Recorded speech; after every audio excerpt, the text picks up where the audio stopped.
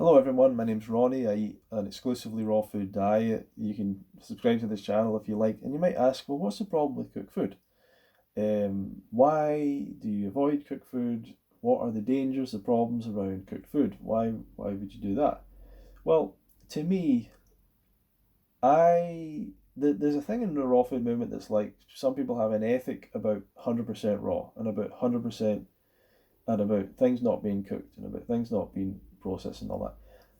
The way that I am or where I'm at with it, I'm not really if someone was to cook a banana or something and offer it to me, I wouldn't be too bothered by it. It's not the best way to eat a banana.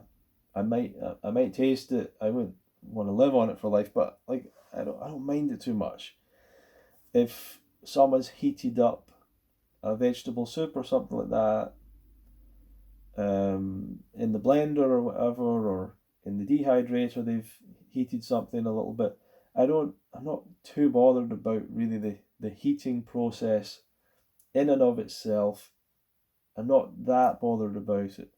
If I go slightly above the 118 degrees or whatever it is in the dehydrator, I'm not that bothered about that kind of thing. I don't particularly have that kind of mindset towards it. I still eat a raw vegan diet most of the time. I don't do any dehydrating. I don't do any stuff like that. All I'm saying is if I was somewhere and I saw something that was 100% fruit and it was like dried and it was like a little product, I wouldn't mind trying it. Like I'm not that bothered about that kind of thing. What I'm concerned about are the foods that require cooking in order to be made edible. And that those foods, regardless of cooking, have problems for us. Some of those foods are toxic if you don't cook them. A lot of them are tasteless without cooking. A lot of them are unpalatable, undigestible without cooking. A lot of them are just really bad for us in a number of ways. A lot of them are seriously dangerous for us without cooking. So we've got all these foods. We're thinking about the cooking aspect of it. Like the cooking is the bad thing. Well, the food is the bad thing. Because some people forget this. They go, oh, well, cow's milk, it's only the pasteurized milk that's bad because it's been cooked. It's been pasteurized. Like, no, the raw milk is bad. We need to go back to that food in itself, unprocessed. That food is not good for us before it's even been cooked. But it's not basically edible without these things being cooked. And milk wouldn't be legal to be sold without pasteurization because of the contamination part of bacteria and stuff like that. And food poisoning that could happen. So cooking can actually, if you have to eat certain foods, there's certain foods that if you have to eat kidney beans, you need to cook them. If you have to eat chicken, you're better off cooking it. If you have to drink milk, you're better off pasteurizing it. These foods are not good, but you don't have to eat them, so don't. Right? But my thing is always these foods before even being cooked are a problem, and the cooking process and the processing process allows us to bypass our sensory safeguards.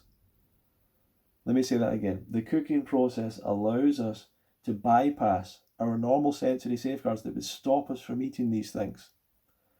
If you see raw potatoes, they smell unappealing. Cooked potatoes all of a sudden smell good. The cooking process has made these things edible and digestible. Let's think about some things around these foods. Well, gluten in grains is said to cause damage the digestive system, leading to celiac disease. A lot of people in the vegan movement don't believe this, right? And some of them are suggesting that all the studies are poor on this. I don't know for sure either way. Legumes can be toxic and undigestible, and they cause flatulence. And this is quite clear. Like, they don't digest properly. Uncooked meats and eggs can cause food poisoning, clearly. Milk's connected with constipation, other digestive problems. Yep. Potatoes and other root vegetables have toxic compounds that are broken up by cooking. saturated fat and animal protein and animal products, cooked or raw, leads to heart disease, diabetes, cancer, and other chronic diseases. So all of these foods already have problems. Um, but then when we actually cook them, we cause I don't even know if the cooking's the bad part of it. That's the whole thing I'm trying to talk about. The bad part is the cooking makes these things digestible. It makes them appealing to people. But cooking leads to the creation of toxic and carcinogenic gases, acrylamide in browned carbohydrates, polycyclic aromatic hydrocarbons in cooked fats, advanced glycation in products, mostly in animal products that have been cooked. I don't really think any of these are a big part of the problem. Honestly, I don't know if these are as big a part of a problem as people suggest. The foods themselves are not ideal for us, and they're not the best foods to eat. So do these things add another problem into the mix? Yeah, probably, but are these, if we like stop browning the carbohydrates, are we going to be fine? Are we going to, if we cook animal products at a lower temperature, is that fine? No, of course it's not. Cooking dehydrates the food. It leaves us leaving it with less water, so we have to use up more water and potentially become dehydrated. Cooking destroys nutrients such as vitamins. But even people that eat cooked food aren't getting food deficiencies. So this thing about vitamins being destroyed, it's not a good thing, but it's probably not the biggest problem. Overall, it's bad.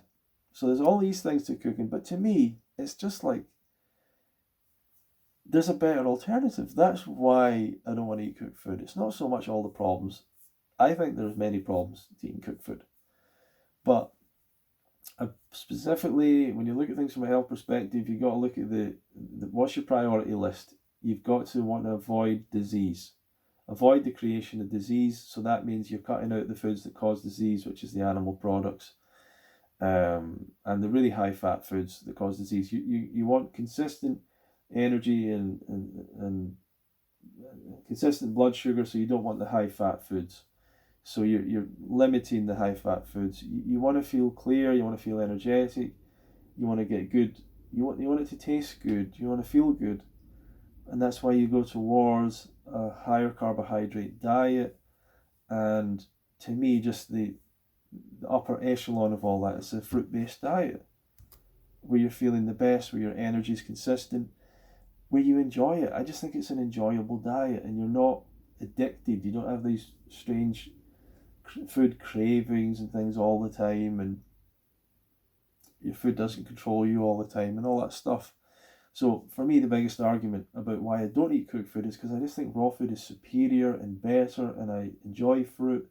And I'm not here to tell you that cooked food is the devil or the demon or the worst thing in the world, but if you're focused on your health and you look to improve your health and how you feel every day, and that's important to you, feeling better, looking better, then you want to go towards the healthiest diet for human beings, which is a raw vegan diet. And I promise you, if you do it and you commit to it and you stick with it, you will enjoy it better than any other diet you've ever done. You will enjoy the diet itself, and you will enjoy the results of it way better. You'll feel way more at peace with yourself on this diet, and you'll feel so good that you know you're really doing something in line with your body, in line with your health. It's such a fantastic thing. So I really commend it to you. I don't really see, cooked food as poison. I feel that one of the reasons I stick away from cooked food is it's so addictive. That's the thing that I don't like about it. If cooked food wasn't addictive, I'd be like everyone else. I'd be telling you, like, oh, I have cooked food once in a while. They don't really have cooked food once in a while, right? They have cooked food every night. But they want to tell you they have cooked food once in a while because they're on and off and whatever. But consistently, people that do a consistent diet, you're never going to stick to one meal of cooked food a week or every 2 weeks. It's just not. It's very difficult for people to do that. You'd have to be very disciplined to do that. I don't have that discipline. I'd rather be 100%. So that's the main reason I stay away from cooked foods. And that's why if you offered me, like, here's some, do you want to taste this apple sauce that we made, and it's just apples that we melted down, I don't particularly mind tasting it. I'm not going to live on it, but I don't mind tasting it. I don't think, oh no, I'm breaking my vow as 100% raw vegan. Um, to me, my issue is like, but if you offer me potatoes, I'd be like, no thanks, because I don't want to develop the habit of eating potatoes, and I'm never going to want your applesauce more than just eating regular apples, which I'd enjoy more. So that's the way I feel about it. Thank you for watching the video. Feel free to subscribe to the channel. My book's down below if you want to check that out, and other services and stuff. Thank you very much for watching.